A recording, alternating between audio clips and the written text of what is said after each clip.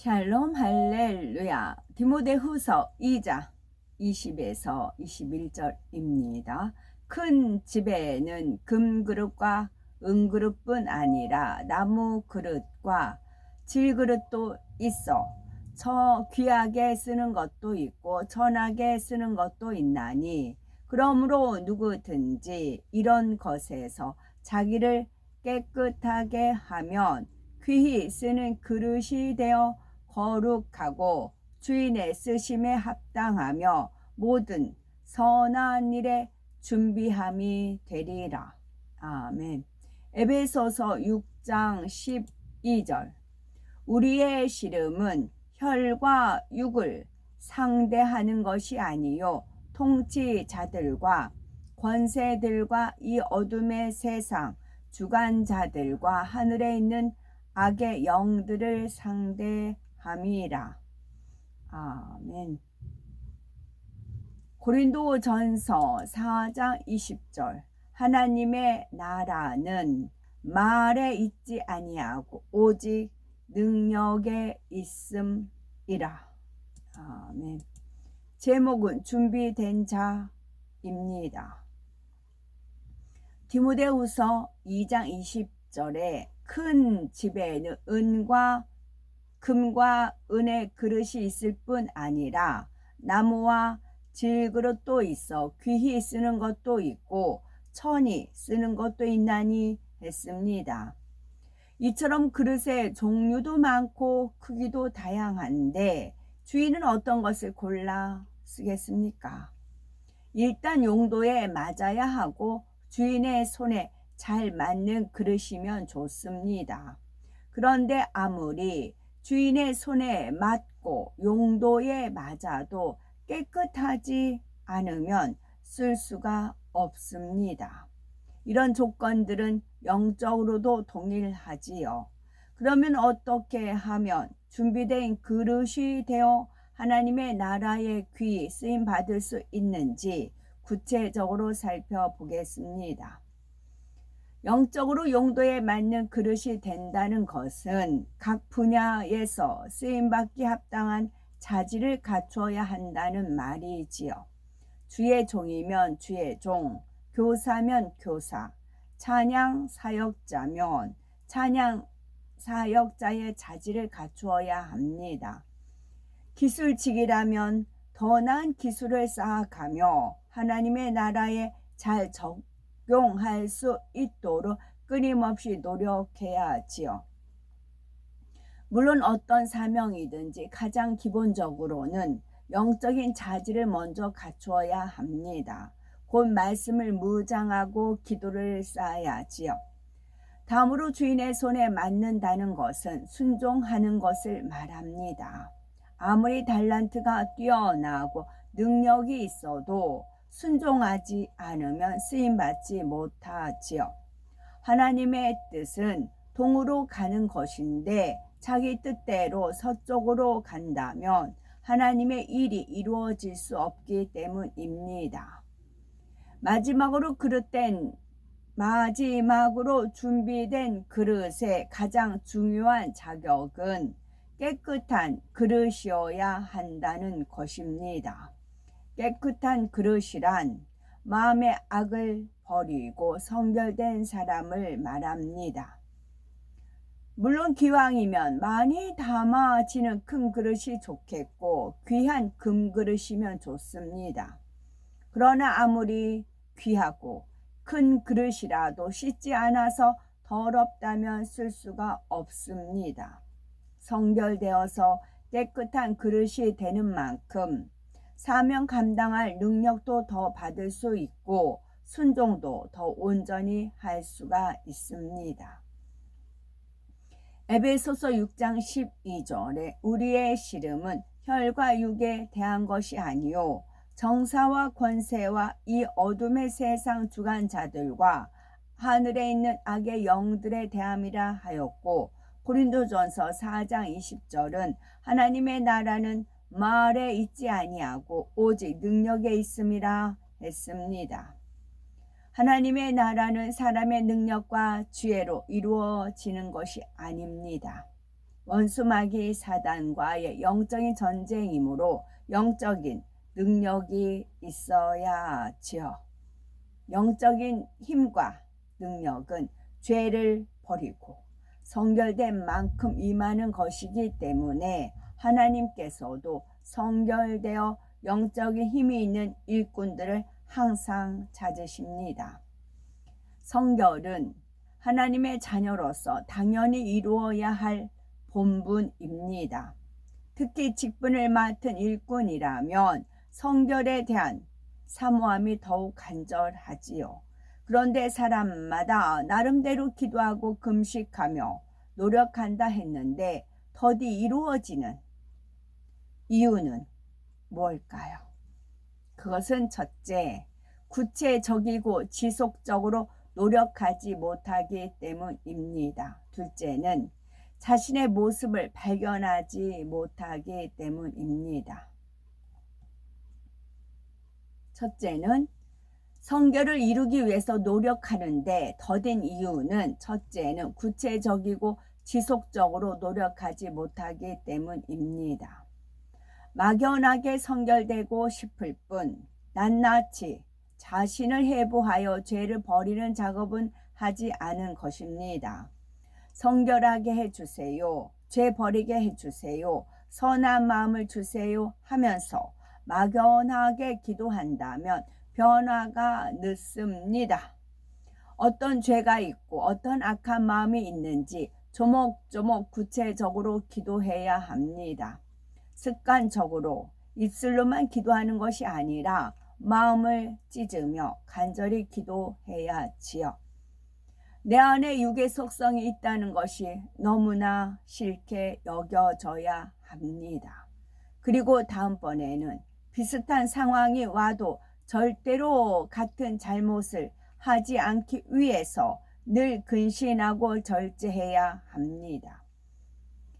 이렇게 계속해서 하나하나 버려나가면 한 달, 두 달 지날수록 모습이 달라집니다. 어떤 경우는 구체적으로 발견한 것에서 그치고 마는 경우가 있습니다. 발견해서 버리기로 했으면 끝을 보아야 하는데 버리는 작업을 어느 정도 하다가 맙니다. 어떤 계기로 모르고 있던 자신의 비질리를 발견한 것도 큰 은혜지요. 더 나아가 왜 그런 비질리가 자기 안에 심어졌는지 성령께서 과거를 떠올려 주시며 깨닫게 하실 때도 있습니다. 이렇게 영적인 깨우침이 올 때나 또 그것을 회개할 때에는 성령이 충만해집니다. 마치 그 순간에 다 버리고 변화된 것 같지요. 그러나 한번 회개했다고 버려진 것은 아닙니다. 잡초를 제거할 때 뿌리를 남겨두면 금방 다시 자랍니다. 죄성도 발견하여 한번 회개한다고 해서 그것으로 다 해결된 것이 아닙니다. 근본의 죄성까지 뽑아야지요. 다 뽑아냈다는 확신이 들 때까지 자신을 점검하며 기도해 나가야 합니다. 발견되는 것이 너무 많다면 그 중에 큰 뿌리부터 먼저 뽑아야 합니다. 큰 뿌리가 뽑힐 때 많은 잔뿌리도 뽑혀서 나갑니다.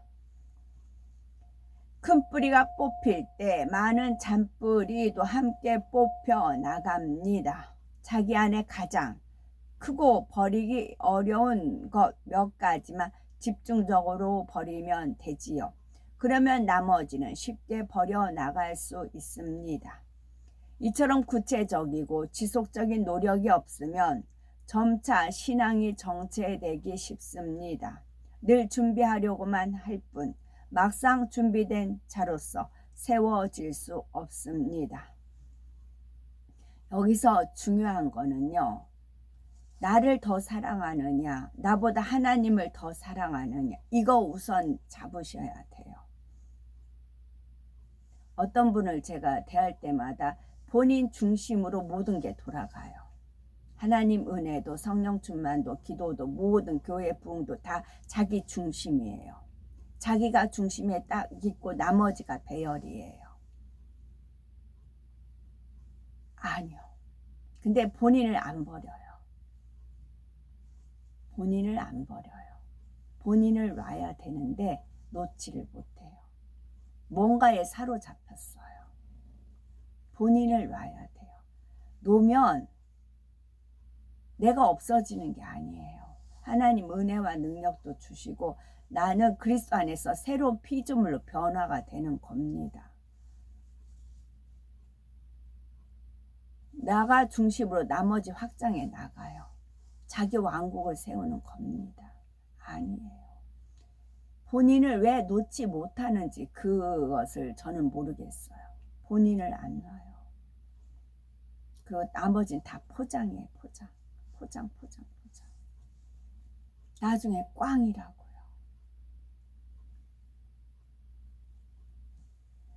둘째로 자신의 모습을 발견하지 못하기 때문입니다. 이 경우는 자신에게 어떤 비진리가 있는지 잘 깨닫지 못하는 것입니다.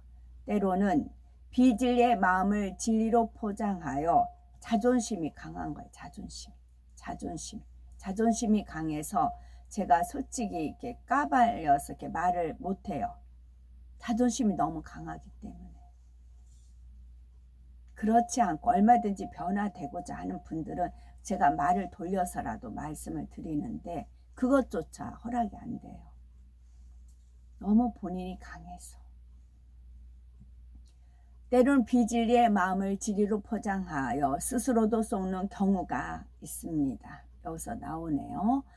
때로는 비진리의 마음을 진리로 포장하여 스스로도 속는 경우가 있습니다. 자기 의와 자기 틀을 깨지 못함으로 자신의 모습이 잘 보이지 않는 것이지요. 예를 들면 자기가 잘한 것만 생각하고 잘못한 것은 덮고 넘어가는 경우입니다. 자기가 잘한 것만 생각하고 잘못한 것은 덮고 넘어갑니다. 한 일꾼이 하나님의 나라를 위해서 뜨거운 열정으로 어떤 일을 했습니다. 그런데 그 과정에서 다른 사람을 불편하게 하고 화평을 깨는 일이 생겼지요. 내 고집과 자기 주장이 상대에게 부딪힐 원인을 제공한 것입니다. 이럴 때도 자기 틀과 의가 있으면 자신의 모습을 발견하지 못합니다. 나는 하나님의 나라를 위해 그랬으니까 내가 화평을 깨려고 한 것이 아니니까 생각하는 것입니다. 그러나 정말 화평을 깨지 않으려는 마음이라면 자기가 더 옳다고 해도 상대의 마음에 맞춰줍니다. 때론 자신이 손해를 본다 해도 자기가 원하는 것을 하지 못한다 해도 상대가 말하는 것을 들어주지요.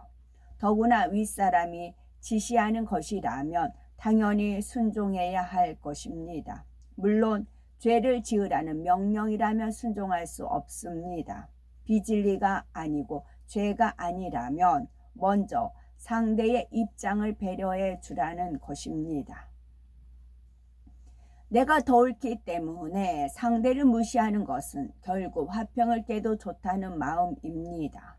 또한 내가 너무나 이것이 하고 싶기 때문에 윗사람이 그러지 말라 해도 여전히 자기 원하는 대로 하는 경우도 있습니다. 오히려 윗사람이 자신을 힘들게 한다고 생각합니다. 이것도 화평을 이루고자 하는 마음이 아니지요. 화평을 떠나서 기본적인 질서조차 지키지 못하는 것입니다. 그러면서도 자신을 발견하지 못하는 사람은 여전히 변명만 합니다. 내가 화평을 깨려고 한 것이 아니다. 나는 정말 화평하고 싶지만 상대에게 맞춰줄 수는 없다 합니다. 이는 진실한 태도가 아닙니다. 물론 머리로는 화평을 원한다고 생각합니다. 그러나 그 마음은 내가 원하는 대로 하기 위해서는 화평을 깨도 할 수 없다라는 마음이지요. 행함과 진실함으로 노력하는 것이 아니라 말과 혀로만 원하는 것이지요. 그런데도 나는 화평하려고 했다고 스스로를 좋게만 생각하므로 신속하게 성결을 이루지 못하는 것입니다. 이사야 6장 8절에 내가 또 주의 목소리를 들은즉 이르시되 내가 누구를 보내며 누가 우리를 위하여 갈고 그때에 내가 가로되 내가 여기 있나이다 나를 보내소서 했습니다. 하나님께서는 하나님의 일을 이루기 위해서 성결된 사람을 찾으십니다. 그러므로 자신을 발견할 수 있는 은혜를 사모하고 불같은 기도를 통해 발견된 모든 비진리의 뿌리까지 뽑아내므로 하나님의 나라의 귀 쓰임받는 우리가 되셔야 되겠습니다. 그릇의 크기와 재질 살펴봅니다. 그릇의 재질은 사람의 중심과 연관이 되며 그릇의 크기는 진리에 속한 것을 얼마나 많이 담을 수 있는지 상관이 있습니다. 그릇의 크기에 따라 얼마나 더 큰 일을 감당할 수 있는지 정해지지요. 그릇은 타고나는 것도 중요하지만 본인의 노력으로 변화될 수 있습니다. 태어날 때부터 그릇의 재질이 좋은 사람은 하나님의 말씀을 마음에 일구는 것이 더 수월하므로 믿음의 성장이 빠릅니다. 그러나 타고난 그릇이 작거나 재질이 좋지 않다 해도 노력하기에 따라 얼마든지 변화될 수 있습니다. 성결을 이루어 곧 깨끗한 그릇이 되어 주인에게 쓰임받을 수 있고 또 마음씀을 넓히고 그릇을 키워 더 큰 일들을 감당해 갈 수 있지요. 하나님의 말씀을 양식 삼아 비진리를 버리고 진리로 채우는 만큼 그릇의 재질도 바꿀 수 있습니다. 제가 두 가지, 이거는 이제 하나님께서 역시 퍼즐 주신 것이고 거기에 희망을 거는 이유도 그래요. 두 가지 제가 초창기 때 말씀드렸습니다. 저희 딸 아이가 초등학교 3학년 때 1, 2학년 3학년 때 시험 공부를 하는데 한번 제가 이제 데리고 이제 가르쳤어요. 이제 거기 나온 교과서 수학이든 그 당시 산수 국어 뭐 이렇게 쭉 가르쳤어요. 그리고 공부하는 법을 가르친 거죠. 그리고 나서 식탁에서 앉아서 밥을 먹을 때 제가 물어봐요. 뭐가 딱 떠올랐어요. 물어봐요. 그럼 대답을 하고 또 물어봐요. 대답을 했어요. 그러면 그것이 내 안에 있어야 되더라고요. 내가 안에 있어야 질문할 수가 있더라고요. 그렇게 했을 때 애가 이제 올백을 맞았는데 연이 올백을 3번을 맞았어요. 그때부터 저는 손을 떼었습니다. 그런 식으로 이것도 제가 지금 쭉 읽어드린 말씀도 이런 말씀 한 절 한 절을 저는 제가 너무 그 바닥 인생을 살아서 하나님 뵙고자 하는 그 목표가 뚜렷해서 한 절 한 절을 다 놓고 기도한 부분이에요. 이 말씀을 한 절 한 절을 다 놓고 구체적으로 제목 뭐 이제 다 적어가면서 매일 하루에 3시간씩 기도하는 아침 낮 기도하고 저녁 기도가 있었어요. 교회가 프로그램이 그게 있었습니다. 그래서 그렇게 해서 그래서 이제 제가 열매를 내 스스로 하나님을 만날 수 있는 열매가 있는 말씀인 거예요. 또 하나는 수학 그 말씀 드렸는데요. 고1 때 이제 학교가 안 좋은 학교라 선생님 어느 정도 문제를 알려줍니다. 이런 문제가 난다고 시험에 난다고 알려줘요. 열심히 체크를 합니다. 이제 똑같이는 안 내시죠. 이제 수학 같은 경우는 숫자를 바꾼다거나 앞뒤 바꾼다거나 그렇게 하시죠. 그러던 중에 안 배운 건데 안 배운 문제를 이걸 낸다고 딱 불러주셨어요. 근데 제가 체크를 딱 하고는 안 배웠어요. 그건 안 배운 건데 넷인데요. 그래서 이게 제가 수줍고 말도 못하고 그런 성격인데 마침 선생님 제 옆을 지나가셨습니다. 그래서 선생님 이거 안 배웠는데요. 그랬어요. 안 배웠는데요. 그랬더니 선생님께서 씩 웃으시더니 설명을 하세요. 제 교과서 놓고 이렇게 설명을 하시더라고요. 그래서 알아듣겠더라고요. 알아듣고 이제 종소리가 나 선생님 가셨어요. 학생 애들이 저한테 몰려와요. 어떻게 푸는 거냐고 물어봐요. 그래서 제가 칠판에 나가서, 제가 수줍고 그렇지만 칠판에 나가서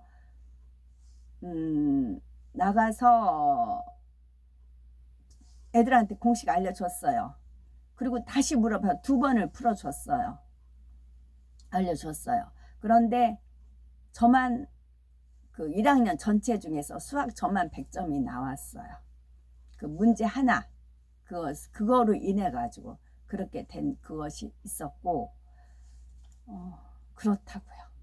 그래서 얼마든지 도전해서 성결될 수가 있고요. 또 하나는 그 바벨탑이, 만약에 이렇게 바벨탑을 쌓는데 그 바벨탑이 무너졌다, 제대로 올라가지 않았다 하면은, 이렇게 바벨탑이 있으면 위에서 뭐가 내리든 하면 쭉 반이 갈라지잖아요. 양쪽 벌어지잖아요. 바벨탑 사진 보면 위에가 이제 부셔진 그 부분이 나오잖아요. 이렇게 있고 바벨탑이 있다. 그럼 그 위에가 뭐가 내렸다, 번개가 치든 만약에 하면 옆으로 갈라지잖아요. 어느 성전을 봤는데, 교회죠. 그 교회 정면 말고 뒷면이에요. 어머, 주님이 눈이 이끄시는 거예요. 무엇으로 보이냐 그러시면서 그 바벨탑을 떠올리시는 거예요. 어머, 정말 그러네요. 정말 그러네요. 그렇다고 하시더라고요. 바벨탑이다 그러시더라고요. 아멘.